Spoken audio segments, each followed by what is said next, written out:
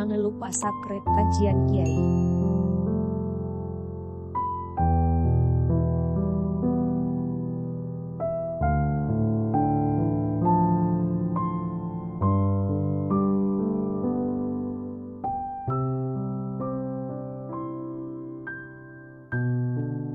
Bismillahirrahmanirrahim.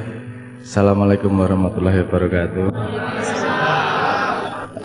Tadi saya sempat mendengarkan Mbah Fuad berbicara panjang lebar. Sedikit banyak saya untuk menangkap dan di belakang tadi sore juga sempat ngobrol sama Simbah pada 2 poin itu. Kalau terjemahnya Simbah pada 2 poin itu adalah orang yang sesat dan orang yang dimurkai. Orang yang dimurkai adalah orang yang tahu tapi tidak melakukan. Kalau orang yang sesat itu memang karena dia tidak tahu. Salah karena memang tidak tahu. Tahu tapi tidak melakukan. Misalnya tahu kudu rabi tapi tidak melakukan. Itu ada potensi untuk dimarahi Tuhan. Neng tidak selalu loh. Saya bilang ada potensi karena kadang-kadang sebenarnya mau tapi ora payu gitu. Kalau itu kan apa namanya, kahanan ya. Mungkin keadaan, mungkin cara merayunya masih tersesat. Berarti tersesat masuk ke yang golongan kedua. Memang tidak tahu cara mendapatkannya. Nah, ini perlu digali kemudian. Dari 2 poin itu ketika saya melebarkan konsepnya, entah benar entah salah, saya mentadaburi konsep itu berarti orang yang tahu tapi tidak melakukan, dan ada orang yang memang tidak tahu sehingga salah jalan. Kalau orang yang tahu tapi tidak melakukan, kalau saya lebarkan sedikit, berarti orang yang punya potensi tapi tidak memaksimalkan. Nah, potensimu apa? Tidak dimaksimalkan. Yang satu lagi yang memang tersesat tidak tahu, itu karena dia tidak pernah menggali potensinya. Nah, jadi kalau Anda tidak menggali potensi, salah. Kalau Anda punya potensi tidak dilakukan, tidak diterjemahkan menjadi manfaat, ya salah. Angel ya urip ya. Kok ruwet ya koyone.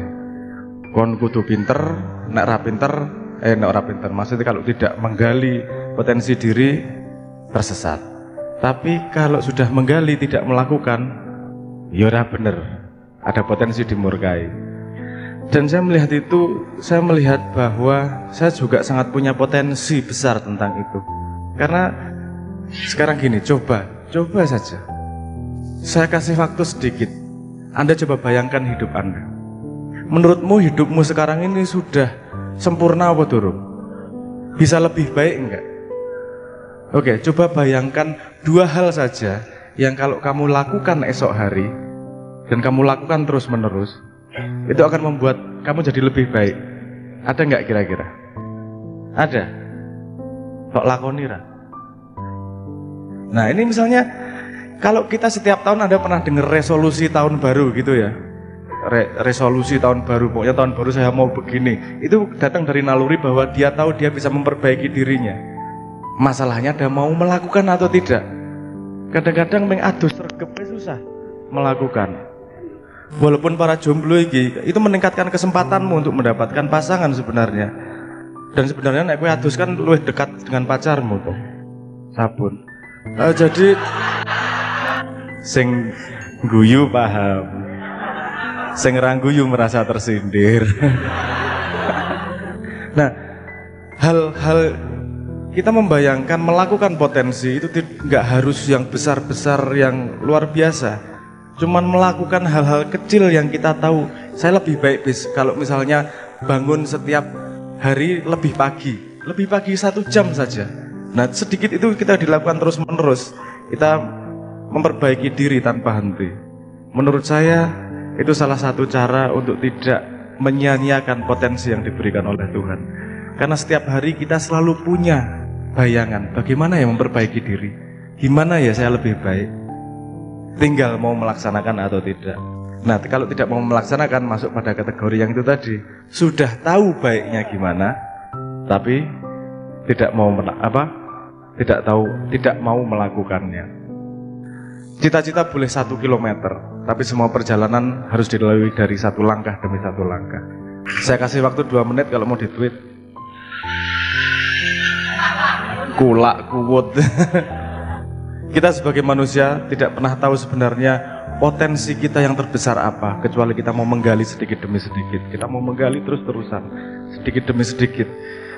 Hal itu mungkin tidak besar, hal itu mungkin kecil, tapi kalau tidak dilangkai, kalau tidak dilakukan, kita tidak akan sampai pada langkah berikutnya, dan 1 kilometer yang dimimpikan juga akan tidak sampai-sampai. Kita sudah sebulan sekali ketemu, yora deh nek kita, nah aku kan jarang rene. Tapi teman-teman sudah silaturahmi sebulan sekali ketemu, itu membuat kita selalu refresh terhadap situasi, terhadap cara berpikir sendiri. Kalau malam ini menurut saya yang paling bisa dipetik adalah itu, melakukan sesuatu berdasarkan potensi itu tidak perlu besar-besar.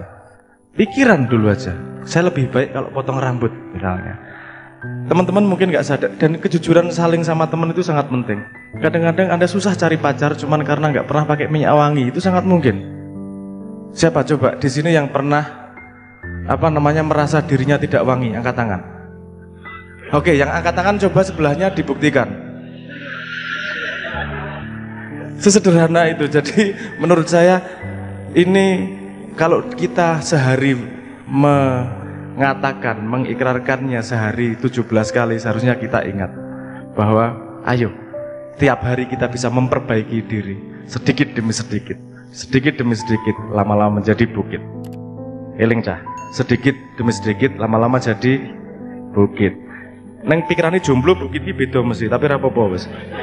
Tapi yang penting sedikit-sedikit konsisten terus menerus.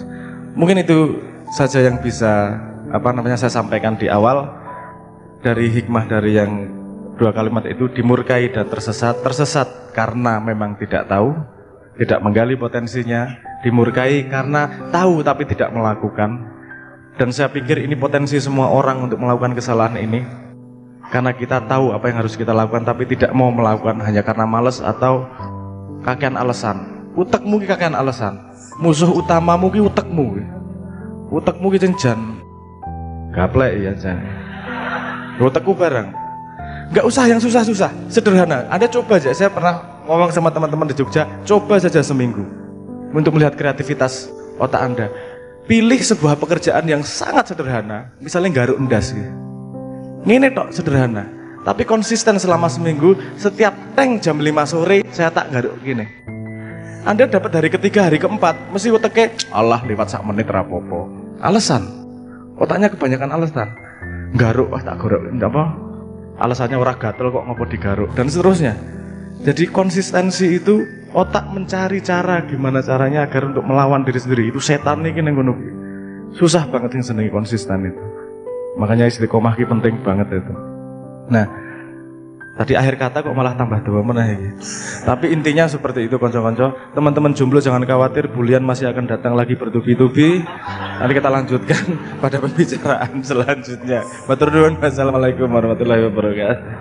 Baik, bismillahirrahmanirrahim. Assalamualaikum warahmatullahi wabarakatuh. Nama saya Irfan, asalnya dari Malang.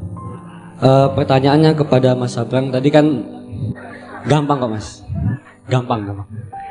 Tadi kan dijelaskan bahwa kita harus melakukan perubahan kecil sedikit demi sedikit, baik dalam ibadah maupun perbaikan diri kita gitu.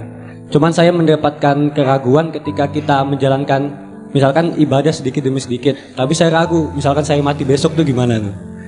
Saya ibadah saya belum bagus, kalau sedikit terus besok mati kan kita nggak ada yang tahu gitu. Itu saya mengalami keraguan di situ. Apakah saya harus bertahan secara istiqomah konsisten sedikit demi sedikit, atau kita melakukan revolusi besar-besaran agar kita pantas di hadapan Allah Subhanahu Wa Taala? Terima kasih. Ya kalau nggak mau sedikit banyak ya bagus. Sederhana toh. Dia tuh aja pertimbangannya bahwa kalau menurut Anda sedikit-sedikit ada resiko besok mati, kenapa nggak besar sekalian perubahannya? Yuk lakukan. Ini masalahnya mau atau tidak melakukan kok. Saya kan cuman mikirnya begini, kenapa saya ngomong sedikit demi sedikit. Semua perubahan, semua perpindahan itu pasti mengalami goncangan. Pasti mengalami goncangan. Anda naik motor dari nol, tiba-tiba ngebut 100 km per jam lah geblak dah semua. Makanya biasanya kan dikit-dikit ya, gini sedikit, lama-lama tambah ngebut, yang biasanya gitu. Dan biasanya kalau perubahan besar itu tantangannya akan lebih besar.